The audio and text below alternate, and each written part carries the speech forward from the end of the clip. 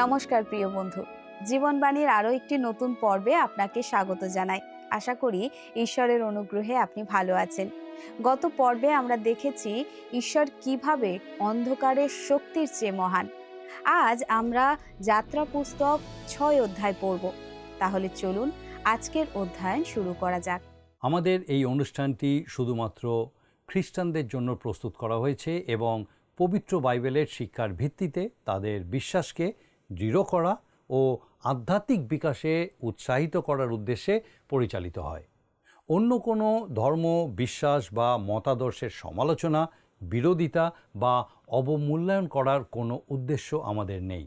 আমরা সকল ধর্ম ও সম্প্রদায়কে গভীরভাবে সম্মান করি এবং এই অনুষ্ঠানের কোনো বিষয়বস্তু কারোর অনুভূতি, বিশ্বাস বা ধর্মীয় ভাবাবেগে আঘাত, অপমান বা অসম্মান করার উদ্দেশ্যে উপস্থাপন করা হয়নি।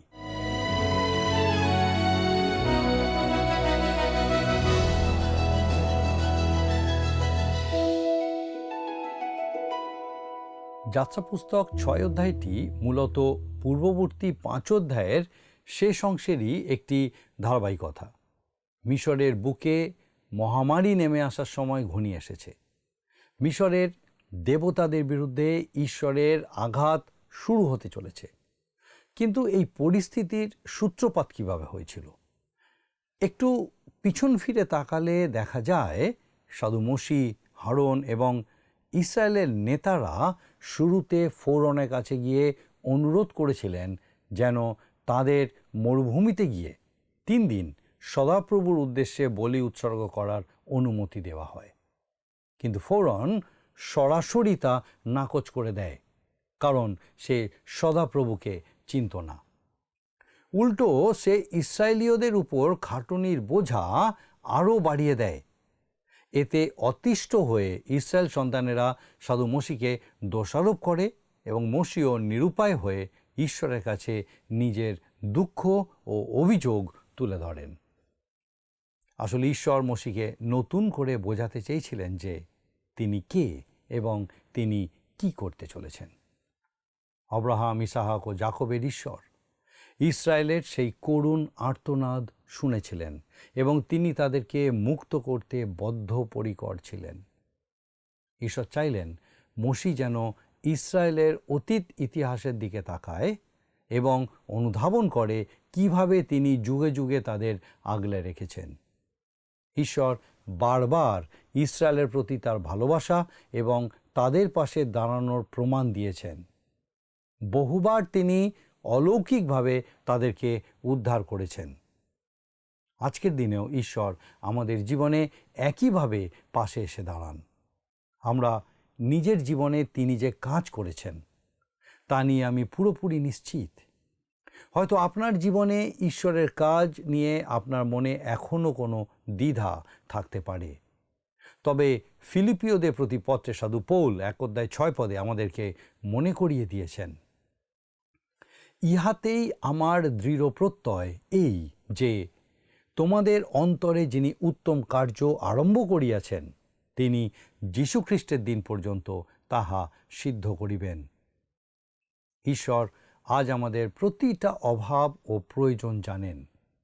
তিনি আমাদের সমস্ত অসহায় পরিস্থিতি সম্পর্কে সচেতন। মিশরে যেভাবে তিনি ইসরায়েলকে সাহায্য করেছিলেন ঠিক সেইভাবেই আজও তিনি আমাদেরকে উদ্ধার করতে সক্ষম এবং আমাদের পাশে দাঁড়াতে চান। স্বয়ং সম্পূর্ণ ঈশ্বর সদাপ্রভু মোশির মনে নতুন করে সাহস ও আশা ও আত্মবিশ্বাস জোগাতে তার সাথে কথা বললেন। আসুন আমরা যাত্রা পুস্তক ৬ অধ্যায় থেকে আমাদের পাঠ শুরু করি। ৬ অধ্যায় ১ পদে আমরা দেখি লেখা আছে, পরে সদাপ্রভু মোশিকে কহিলেন, আমি ফরৌনের প্রতি যাহা করিব তাহা তুমি এখন দেখিবে, কেননা পরাক্রান্ত হস্ত দেখানো হইলে সে লোকদিগকে ছাড়িয়া দিবে এবং পরাক্রান্ত হস্ত দেখানো হইলে আপন দেশ হইতে তাহাদিগকে দূর করিয়া দিবে। সদাপ্রভু মোশিকে বলছিলেন যে তিনি একমাত্র ঈশ্বর। ভবিষ্যতের জন্য তার আগাম কোনো প্রস্তুতির প্রয়োজন নেই। তিনি স্বয়ংসম্পূর্ণ এবং তার কোনো বিকল্প বা বাড়তি অবলম্বনের কোনো দরকার হয় না। ঈশ্বর সৃষ্টির কোনো কিছুর ওপরই নির্ভরশীল নন। তিনি নিজে কারোর উপরে ভরসা করেন না, বরং সমস্ত সৃষ্টি টিকে থাকার জন্য তার উপরে নির্ভর করে। ঈশ্বর চেয়েছিলেন মসীহ যেন সম্পূর্ণভাবে তার উপরই ভরসা রাখেন। আসুন আমরা যাত্রা পুস্তক 6 অধ্যায় 2 থেকে 5 পদ পর্যন্ত পড়ি। ঈশ্বর মসীর সহিত আলাপ করিয়া আরও কহিলেন, আমি যেহোবা সদাপ্রভু, আমি অব্রাহামকে, ইসাহাককে ও যাকবকে সর্বশক্তিমান ঈশ্বর বলিয়া দর্শন দিতাম, কিন্তু আমার যেহোবা সদাপ্রভু নাম লইয়া তাহাদিওকে আমার পরিচয় দিতাম না। আর আমি তাহাদের সহিত এই নিয়ম স্থির করিয়াছি, আমি তাহাদিওকে কনান দেশ দিব, যে দেশে তাহারা প্রবাস করিত তাহাদের সেই প্রবাস দেশ দিব। অধিকন্তু মিস্রীয়দের দ্বারা দাসত্বে নিযুক্ত ইস্রায়েল সন্তানদের কাতরোক্তি শুনিয়া আমার সেই নিয়ম স্মরণ করিলাম। ঈশ্বর মসীকে বলছিলেন যে তিনি অব্রাহাম, ইসাহাক ও যাকবের সামনে আবির্ভূত হলেও সদাপ্রভু জিহোবা নামের পূর্ণ মহিমায় নিজেকে প্রকাশ করেননি। এবার ঈশ্বর যেহোবা তার আপন লোকদের মুক্ত করতে, তাদের নিজের সন্তান রূপে গ্রহণ করতে, দাসত্বের শৃঙ্খল থেকে উদ্ধার করতে এবং প্রতিজ্ঞাত দেশের দিকে নিয়ে যাবেন। এই পুরো ঘটনাচক্রের মধ্যে দিয়েই তারা ঈশ্বরকে যেহোবা হিসাবে গভীরভাবে উপলব্ধি করতে পারবে, যা ছিল তার চরিত্রের এমন এক বিশেষ দিক যা পূর্বপুরুষ অব্রাহাম, ইসাহাক ও যাকবের কাছে অপ্রকাশিত ছিল। 6 থেকে 8 পদে ঈশ্বর ইসরায়েল জাতির মুক্তির জন্য 7টি আমি করব এই প্রতিজ্ঞা তুলে ধরেছেন। এই পদগুলো আজ আমাদের সামনে যেমন এক চমৎকার ও আশাব্যঞ্জক চিত্র তুলে ধরে, তেমনি সেদিন মসীর ভেঙে পড়া মনেও তা এক বিরাট সাহস জুগিয়েছিল। ঈশ্বর এখানে দ্ব্যর্থহীন কণ্ঠে ঘোষণা করছেন যে তিনি কে এবং তিনি কি করতে চলেছেন। আজ আমাদেরও এমন একজন ত্রাণকর্তা আছেন, যিনি আমাদেরকে আশ্বস্ত করেন যে তিনি কে এবং আমাদের জন্য তিনি কি করতে পারেন। যারা তার শরণাপন্ন হয় তাদের প্রত্যেককে পুরোপুরি উদ্ধার করার সামর্থ্য তার রয়েছে। যাত্রা পুস্তক 6 অধ্যায় 6 থেকে 8 পদে আমরা দেখি লেখা আছে, অতএব ইসরায়েল সন্তানদিওকে বলো, আমি যেহোবা, আমি তোমাদিওকে মিস্রীয়দের ভাড়ের নিচে হইতে বাহির করিয়া আনিব ও তাহাদের দাসত্ব হইতে উদ্ধার করিব এবং প্রসারিত বাহু ও মহৎ শাসন দ্বারা তোমাদিওকে মুক্ত করিব। আর আমি তোমাদিওকে আপন প্রজারূপে গ্রাহ্য করিব ও তোমাদের ঈশ্বর হইব। তাহাতে তোমরা জানিতে পারিবে যে আমি যেহোবা তোমাদের ঈশ্বর, যিনি তোমাদিওকে মিস্রীয়দের ভাড়ের নিচে হইতে বাহির করিয়া আনিতেছেন। আর আমি অব্রাহামকে, ইসাহাককে ও যাকবকে দেওয়ার জন্য যে দেশের বিষয়ে হস্ত উঠাইয়াছি, সেই দেশে তোমাদিওকে লইয়া যাইব ও তোমাদের অধিকারার্থে তাহা দিব। আমি সদাপ্রভু।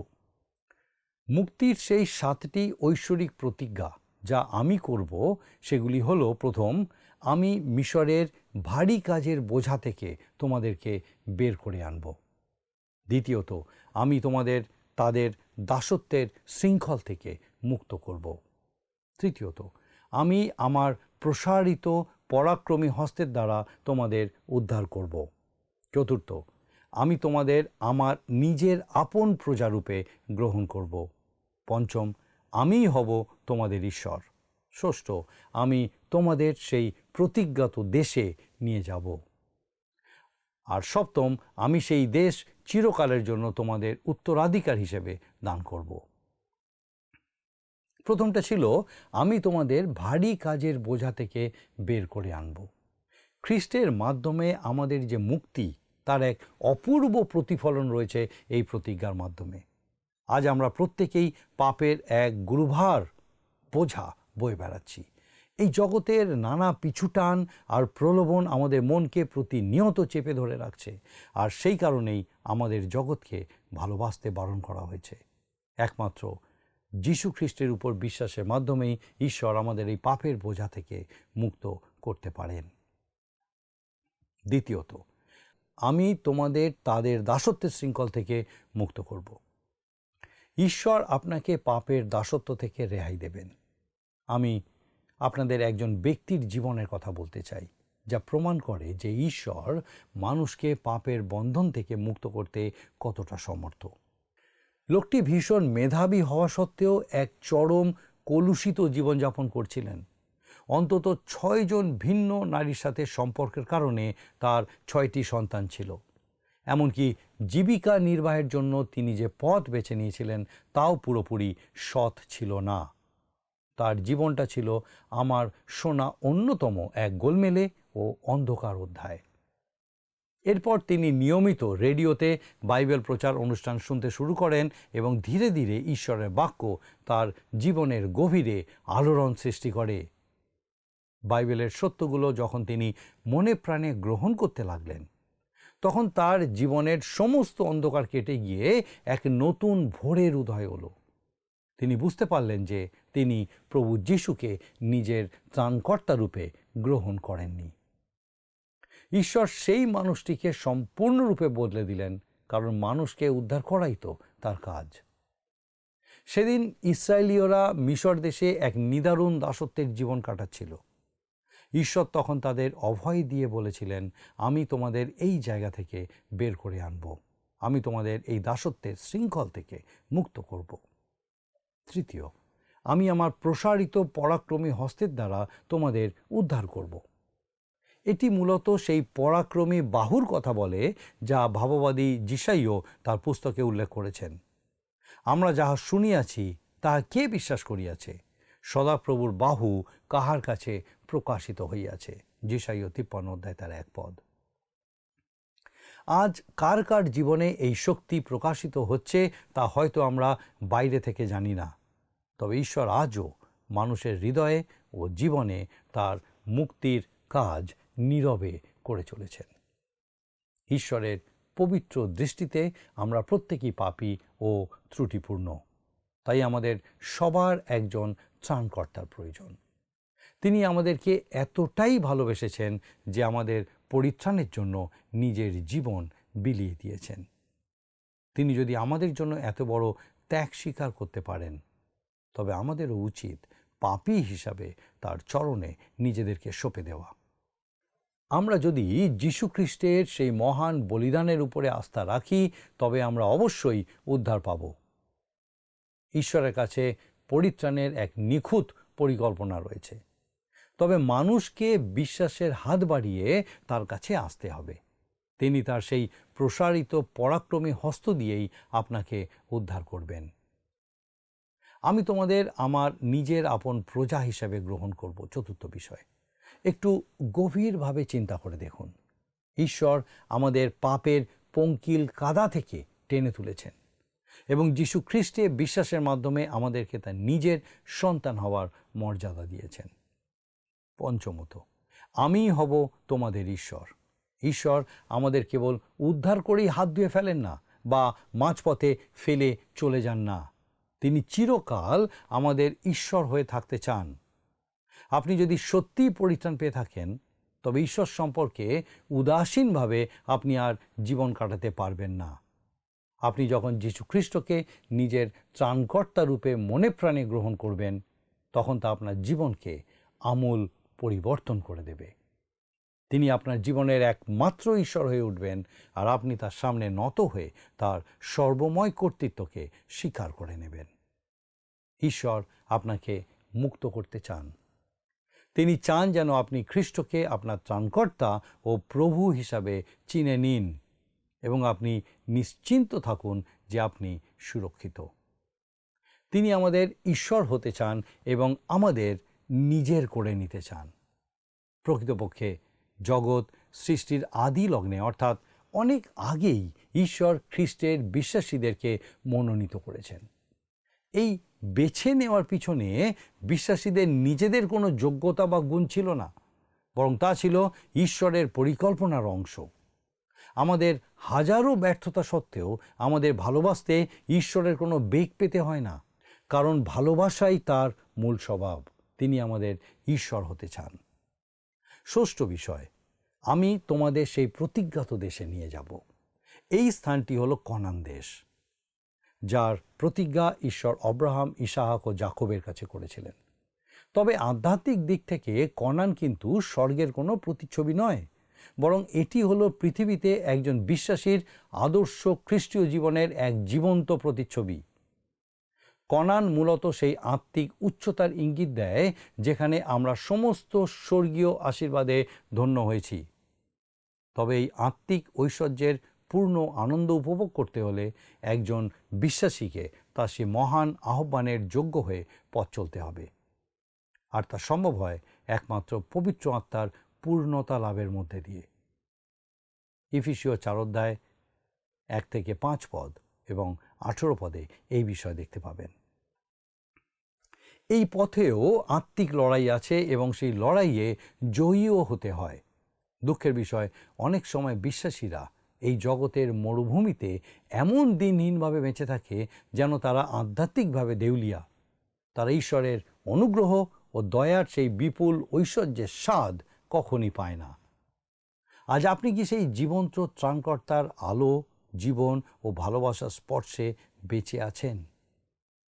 সপ্তম বিষয়, আমি সেই দেশ চিরকালের জন্য তোমাদের উত্তরাধিকার হিসেবে দান করব। সাধু পৌল রোমীয় পুস্তকের 5 অধ্যায়ে অত্যন্ত স্পষ্টভাবে বলেছেন যে আমরা বিশ্বাসের মাধ্যমে ধার্মিক গণিত হয়েছি এবং প্রভু যীশু খ্রিস্টের মাধ্যমে ঈশ্বরের সাথে আমাদের শান্তি স্থাপিত হয়েছে। এখন ঈশ্বরের অনুগ্রহের সিংহাসনের সামনে আমাদের সরাসরি প্রবেশাধিকার রয়েছে। তাই সংকটের মধ্যেও আমরা এক স্বর্গীয় আনন্দ লাভ করি। আমাদের অন্তরে বাস করার জন্য ঈশ্বর পবিত্র আত্মা দান করেছেন এবং ঈশ্বরের প্রেম আমাদের জীবনে এক জীবন্ত সত্য হয়ে উঠেছে। আমরা আগামী দিনের সেই ভয়ানক বিচার ও মহাক্লেশের কাল থেকে উদ্ধার পেয়েছি। আপনার কাছে কেমন পরিত্রাণ রয়েছে? আপনি যেটা নিয়ে কথা বলেন অথচ তা আপনার জীবনকে একটুও পাল্টাতে পারেনি, কিংবা কোনো পাপের বন্ধন থেকে আপনাকে মুক্ত করতে পারেনি? এই পদগুলো মূলত আমাদের সেই আত্মিক অধিকারের কথা মনে করিয়ে দেয় এবং আমাদের পরিত্রাণের এক নিখুঁত ছবি আমাদের সামনে তুলে ধরে। আসুন আমরা আবার যাত্রা পুস্তক 6 অধ্যায়ে ফিরে যাই। আসুন পাঠ করি 6 অধ্যায় তার 9 পদ। পরে মোশে ইস্রায়েল সন্তানদিগকে তদনুসারে কহিলেন, কিন্তু তাহারা মনের অধৈর্য ও কঠিন দাস্যকর্ম হেতু মোশির বাক্যে মনোযোগ করিল না। এমন এক কঠিন পরিস্থিতিতে ইস্রায়েল সন্তানদের অবস্থা দেখলে সত্যি কষ্ট হয়। তাদের পক্ষে মোশির উপরে আর ভরসা রাখা কোনোভাবেই সম্ভব ছিল না, কারণ মোশির আগমন তাদের কোনো স্বস্তি তো দেয়নি, উল্টে তাদের ঘাড়ের ওপরে খাটুনির এক অসহ্য বোঝা চাপিয়ে দিয়েছিল। এরপরে 10-13 পদে আমরা দেখি লেখা আছে, পরে সদাপ্রভু মোশিকে কহিলেন, তুমি যাও, মিশর রাজ ফৌরনকে বলো যেন সে আপন দেশ হইতে ইস্রায়েল সন্তানদিগকে ছাড়িয়া দেয়। তখন মোশি সদাপ্রভুর সাক্ষাতে কহিলেন, দেখো, ইস্রায়েল সন্তানেরা আমার বাক্যে মনোযোগ করিল না, তবে ফৌরন কি প্রকারে শুনিবেন? আমি তো অচ্ছিন্ন তকষ্ট। আর সদাপ্রভু মোশির ও হারনের সহিত আলাপ করিলেন এবং ইস্রায়েল সন্তানদিগকে মিশর দেশ হইতে বাহির করিয়া আনিবার জন্য ইস্রায়েল সন্তানদিগের নিকটে এবং মিশর রাজ ফৌরনের নিকটে যাহা বক্তব্য তাহাদিগকে আদেশ করিলেন। সাধু মোশি সেদিন সব দিক থেকেই একা হয়ে পড়েছিলেন। ইসরায়েলীয়রা যেমন তাকে নিজেদের নেতা হিসাবে মেনে নিতে পারছিল না, তেমনি ফৌরনের দরবারেও তিনি বারবার প্রত্যাখ্যাত হচ্ছিলেন। এই চরম হতাশার মধ্যে ঈশ্বর যখন তাকে পুনরায় ফৌরনের মুখোমুখি হওয়ার নির্দেশ দিলেন, তখন মোশি স্বভাবতই পিছিয়ে গেলেন। তার চোখ তখন ঈশ্বরের অসীম ক্ষমতার উপর থেকে সরে গিয়ে চারপাশে কঠিন বাস্তব আর প্রতিকূল পরিস্থিতির উপরে আটকে গেছিল। চারপাশে এই চরম অশান্তি আর টানাপোড়েনের মাঝে হঠাৎ বাইবেলের এই অংশে আমরা এক অদ্ভুত বিষয়ের মুখোমুখি হই। ঈশ্বর এখানে অত্যন্ত যত্ন সহকারে ইসরায়েলের পরিবারগুলোর একটি আংশিক বংশতালিকা আবার তুলে ধরেছেন, যা পুরাতন নিয়মের প্রেক্ষাপটে অত্যন্ত তাৎপর্যপূর্ণ। সত্যি বলতে একের পর এক এই কঠিন নামের দীর্ঘ তালিকা পড়া আমাদের কাছে কিছুটা একঘেয়ে বা ক্লান্তিকর মনে হতে পারে, কিন্তু ঈশ্বরের কাছে এই প্রতিটা নাম অত্যন্ত মূল্যবান ও রোমাঞ্চকর। তিনি এই বংশ তালিকাগুলো লিপিবদ্ধ করার ব্যাপারে বিশেষভাবে জোর দিয়েছেন, কারণ ঈশ্বর চান আমরা যেন জানি আমরা কাদের ইতিহাস পড়ছি এবং কারা তার আপন লোক। আপনার আর আমার ব্যাপারেও ঈশ্বরের অনুভূতি কিন্তু ঠিক একই রকম। তিনি চান যেন আমরাও যীশু খ্রিস্টে বিশ্বাসের মাধ্যমে তার প্রিয় সন্তান হয়ে উঠি। এই নামগুলোর ভিড়ে আসলে ঈশ্বরের সেই গভীর ভালোবাসাই প্রকাশ পায়। তিনি তার সন্তানদের কাউকেই ভুলে যান না, প্রত্যেকের নাম তার চিরকাল মনে থাকে। আসুন আমরা 14 থেকে 16 পদ পর্যন্ত পড়ি। এই সকল লোক আপন আপন পিতৃকুলের প্রতি। ইসরায়েলের জ্যেষ্ঠ পুত্র রুবেনের সন্তান হনক, পল্লু, হিস্রন ও কর্মী, ইহারা রুবেনের গোষ্ঠী। সিমিয়নের পুত্র জিমুয়েল, জামিন, ওহদ, জাখিন, সোহর ও কনানিয়া স্ত্রীর পুত্র শৌল, ইহারা সিমিয়নের গোষ্ঠী। বংশাবলী অনুসারে লেবীর পুত্রদের নাম গেটশন, কাহাত ও মরারি। লেবীর বয়স 137 বৎসর হইয়াছিল। গেটশন, কহাত ও মরারি হলেন লেবীর 3 পুত্র। তারাই হলেন সেই বিশেষ ব্যক্তি যারা পরবর্তীতে ইসরায়েলীয়দের প্রান্তর যাত্রার দিনগুলিতে ঈশ্বরের পবিত্র আবাসের অর্থাৎ সমাগম তাম্বুর সমস্ত সামগ্রী বহনের ও রক্ষণাবেক্ষণের গুরুদায়িত্ব পালন করবেন। এরপর 18 পদে আমরা দেখি লেখা আছে, কাহাতের সন্তান অমরম, জিসর, হিব্রন ও উশিয়েল। কাহাতের বয়স 133 বছর হইয়াছিল। মোশি কিন্তু এর আগে নিজের বাবা মায়ের নাম আলাদাভাবে উল্লেখ করেননি। তারা ছিলেন অত্যন্ত সাধারণ মানুষ এবং মিশরের সেই নিষ্ঠুর দাসত্বের অধীনেই জীবন কাটাচ্ছিলেন। আমরা কেবল এইটুকুই জানতাম যে তারা লেবী গোষ্ঠীর সদস্য ছিলেন। এর বাইরে মোশি আমাদের আর কিছুই বলেননি। এরপরে 20 পদে আমরা দেখি লেখা আছে, আর অমরম আপন পিসি যোকেবেদকে বিবাহ করিলেন, আর ইনি তাহার জন্য হারনকে ও মোশিকে প্রসব করিলেন। অমরমের বয়স 137 বছর হইয়াছিল। এই অনুচ্ছেদে এসে অবশেষে হারন এবং মোশির বাবা মায়ের নাম জানা যায়। তারা হলেন অমরম এবং তার স্ত্রী যোকেবদ। এখানে প্রায়ই একটি প্রশ্ন ওঠে, ফৌরন যখন ইব্রিয় ছেলে শিশুদের হত্যা করার আদেশ দিয়েছিলেন, তখন মোশির মতো হারনের জীবনও কেন একই রকম বিপদের মুখে পড়েনি? এর উত্তর কিন্তু খুব সহজ। হারন মোশির থেকে বয়সে বড় ছিলেন এবং তিনি যখন জন্ম নেন তখন ফৌরনের সেই নিষ্ঠুর রাজাজ্ঞা জারি হয়নি। পরবর্তীতে ইসরায়েলীয়দের জনসংখ্যা যখন আশঙ্কাজনক হারে বাড়তে শুরু করলো, কেবল তখনই ফৌরন নবজাতক ছেলেদের মেরে ফেলার এই নির্দেশ দিয়েছিলেন। পরের কয়েকটি পদেও এই বংশ তালিকার ধারাবাহিকতা বজায় রাখা হয়েছে। তবে আমি এখন 26 পদ থেকে আমাদের মূল আলোচনার সূত্রে ফিরে যেতে চাই। আসুন আমরা 26 আর 27 পদটা পাঠ করি। এই যে হারন ও মোশি ইয়াদিওকে সদাপ্রভু কহিলেন, তোমরা ইসরায়েল সন্তানদিওকে সৈন্য শ্রেণীক্রমে মিশর দেশ হইতে বাহির করো। ইহারাই ইসরায়েল সন্তানদিওকে মিশর হইতে বাহির করিয়া আনিবার জন্য মিশর রাজ ফৌরনের সহিত আলাপ করিলেন। ইহারা সেই মোশি ও হারন। আমরা 12 পদে দেখেছি যে মোশি কতটা হতাশ ও ভেঙে পড়েছিলেন। তার মনে হচ্ছিল স্বজাতীয় ইব্রিয়রাই হোক কিংবা পরজাতীয় ফৌরন, কেউই তাকে মেনে নেবে না। ঠিক এই সন্ধিক্ষণে ঈশ্বর নিজেই হস্তক্ষেপ করলেন এবং মোশির বংশপরিচয় ও পটভূমিটি সামনে নিয়ে আসলেন। ইসরায়েল সন্তানদের মুক্ত করার গুরুদায়িত্ব কাঁধে নেওয়ার আগে তার নিজের পরিচয় ও যোগ্যতার প্রমাণ থাকাটা অত্যন্ত জরুরি ছিল। আজকের দিনে অনেকেই মনে করেন যে খ্রিস্টের কুমারী গর্ভে অলৌকিক জন্মের বিষয়টি বিশ্বাস করা বোধহয় খুব একটা জরুরি নয়, কিন্তু আমি বলবো এটি বিশ্বাস করা একেবারেই বাধ্যতামূলক। এটি খ্রিস্টের আত্মপরিচয়ের এক অকাট্য দলিল। অবশ্য পরিত্রাণ পাওয়ার ঠিক প্রথম মুহূর্তেই আপনাকে কুমারী গর্ভের জন্মের এই তত্ত্বটি পুরোপুরি বুঝে বিশ্বাস করতে হবে এমন কোনো কথা নেই। আমি নিজে যখন প্রথম খ্রিস্টের কাছে এসেছিলাম তখন এই অলৌকিক জন্ম সম্পর্কে কিছুই জানতাম না। পরিত্রাণের জন্য আপনাকে মূলত তার ক্রুশবিদ্ধ মৃত্যু এবং পুনরুত্থানের উপরে বিশ্বাস রাখতে হবে।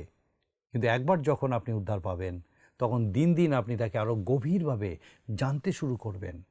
আর যখনই আপনি তাকে চিনে নেবেন, আপনি নিজেই বুঝতে পারবেন যে তিনি কুমারী কন্যার গর্ভেই জন্মেছিলেন। তিনি যদি কুমারী গর্ভে না জন্মাতেন তবে তার উপরে বিশ্বাস রাখাই বৃথা হতো, কারণ তখন তিনি যা দাবি করছেন তা মিথ্যা প্রমাণিত হতো। তাই যিনি সত্যিই পরিত্রাণের স্বাদ পেয়েছেন তিনি কখনোই যীশু খ্রিস্টের এই অলৌকিক জন্মকে অস্বীকার করতে পারবেন না। ঠিক একইভাবে মোশি এবং হারন যে নিজেদের দাবিতে সত্য তা প্রমাণ হওয়াটাও সময়ের প্রেক্ষাপটে ভীষণ দরকার ছিল। মোশি যখন মিশর ছেড়ে পালিয়ে যান, তারপর দীর্ঘ 40টি বছর কেটে গেছে। এই দীর্ঘ সময়ে তিনি মিদিয়নের পুরোহিতের কন্যাকে বিয়ে করে সম্পূর্ণ অন্য এক জীবন কাটিয়েছেন। এখন হঠাৎ করে তিনি আবার মিশরে এসে হাজির হয়েছেন। স্বভাবতই সবার মনে প্রশ্ন জাগতে পারে, তিনি আসলে কে? এই বংশ তালিকায় মূলত তার সেই প্রশ্নের উত্তর দেয়। এটা প্রমাণ করে যে তিনি অন্য কেউ নন, বরং লেবি গোষ্ঠীরই সন্তান এবং তার পিতা মাতা হলেন অমরম ও যোকেবদ। মিশর দেশে ঈশ্বর তাকে যে মহান কাজ সম্পন্ন করার জন্য পাঠিয়েছেন তা করার জন্যেই এই বংশ তালিকায় সাধু মোশিকে প্রয়োজনীয় সামাজিক ও আত্মিক বৈধতা এনে দিয়েছিল। এই উপযুক্ত প্রমাণ ও বংশ পরিচয়ের যোগ্যতার ভিত্তিতে ঈশ্বর এবার মোশি ও হারনের প্রতি তার সেই মহান আহ্বান ও কাজের নির্দেশ পুনর্বহাল করলেন। আমরা 28 পদে দেখি লেখা আছে, আর মিশর দেশে যেদিন সদাপ্রভু মোশির সহিত আলাপ করেন। তারপর 29 পদ, সেই দিন সদাপ্রভু মোশিকে বলিলেন, আমি সদাপ্রভু, আমি তোমাকে যাহা যাহা বলি সে সকলই তুমি মিশর রাজ ফৌরনকে বলিও। আর মোশি সদাপ্রভুর সাক্ষাতে বলিলেন, দেখো আমি অছিন্নত কোষ্ঠ, ফৌরন কি প্রকারে আমার কথা শুনিবেন। মোশি কিন্তু আবারও নিজের অক্ষমতার অজুহাত দেওয়া শুরু করেছেন। আসলে তাকে যে কাজটা করতে দেওয়া হয়েছে তা মোটেও সহজ বা সুখকর কিছু ছিল না। প্রথম থেকেই তিনি প্রতি পদে পদে শুধু অবহেলার প্রত্যাখ্যানই পেয়ে এসেছেন। এমনকি তিনি যে লেবি গোষ্ঠীর সন্তান সেই অকাট্য বংশ পরিচয় ও পরিচয়পত্র তুলে ধরার পরেও মানুষের মনোভাব কিন্তু খুব একটা বদলায়নি। অথচ যদি আমরা একটু পিছনে তাকাই, এই লেবি ছিলেন যাকবের পুত্র, যাকব ছিলেন ইসাহাকের পুত্র, ইসাহাক ছিলেন অব্রাহামের পুত্র। আর এই অব্রাহামের সাথেই ঈশ্বর ইসরায়েলীয়দের নিয়ে সে আদি প্রতিজ্ঞা করেছিলেন। মোশি মনে ঠিকই জানেন, আমি একদম সঠিক বংশধারা আর উত্তরাধিকারের মধ্যে রয়েছি। কিন্তু তা জানা সত্ত্বেও ফৌরনের মুখোমুখি হতে তিনি প্রচণ্ড ইতস্তত করছেন।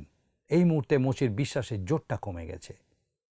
আজকে আমরা দেখলাম যে ঈশ্বর তার চুক্তির প্রতিজ্ঞায় কতটা বিশ্বস্ত এবং নিজের লোকদের উদ্ধার করার জন্য তিনি কতটা পরাক্রমী। যখন চরম নির্যাতন আর নিষ্ঠুর দাসত্বের কারণে ইসরায়েলীয়রা সম্পূর্ণ হতাশ হয়ে পড়েছিল এবং মোশির কথায় কান দেওয়ার মতো অবস্থায় ছিল না, তখনও ঈশ্বর তাদের কাছে তার পরিত্রাণের 7টি চমৎকার প্রতিজ্ঞা মনে করিয়ে দিয়েছিলেন। তিনি প্রতিজ্ঞা করেছিলেন যে তিনি তাদের দাসত্ব থেকে বের করে আনবেন, নিজের বাহুবলে তাদের মুক্ত করবেন, তাদের নিজের আপন প্রজা করে নেবেন এবং সেই প্রতিজ্ঞাত দেশে নিয়ে যাবেন। এই প্রতিজ্ঞাগুলো মূলত ঈশ্বরের গভীর ভালোবাসা, অনুগ্রহ এবং তার পরিত্রাণের এক নিখুঁত পরিকল্পনাকে আমাদের সামনে উন্মোচিত করে। আসুন এখন আমি প্রার্থনায় যাব আর আমি চাইব আপনিও যোগ দিন। স্বর্গীয় পিতা, ধন্যবাদ দিই আরেকবার আমাদের প্রত্যেক দর্শক বন্ধুকে আমাদের সঙ্গে এই অনুষ্ঠানে উপস্থিত করলে এবং তোমার জীবন্ত বাক্য দ্বারা তাদের সঙ্গে কথা বললে। তোমার পবিত্র আত্মার পরাক্রমে আমাদের সেই প্রত্যেক দর্শক বন্ধু, তাদের পরিবার পরিজন প্রত্যেককে তোমাদের সুস্থির রাখো, তোমার অনুগ্রহে পূর্ণ রাখো, পবিত্র আত্মার সুপরিচালনায় স্থির রাখো, তাদের সকল ভার নাও। তোমার যিশু নামে ভিক্ষা দয়া করে শ্রবণ ও গ্রহণ করো। আমেন।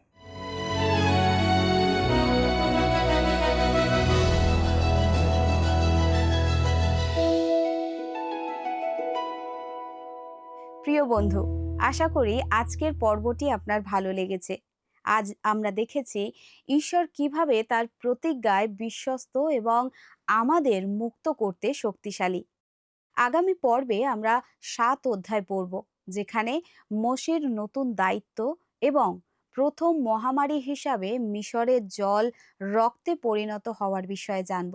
সেই পর্যন্ত আশীর্বাদিত থাকুন, প্রার্থনা করুন। নমস্কার। প্রিয় বন্ধু, আসুন আমরা আজকের প্রশ্নোত্তরে আসি। গতকালের প্রশ্নের উত্তর হল অপশন বি, 10টি। আজকের প্রশ্ন, মোশির বাবা মায়ের নাম কি ছিল? অপশন এ, পিতর ও রেবেকা। অপশন বি, জোসেফ ও মরিয়ম। অপশন সি, এলিসাবেথ ও হান্না। অপশন ডি, অমরম এবং যোকেবদ।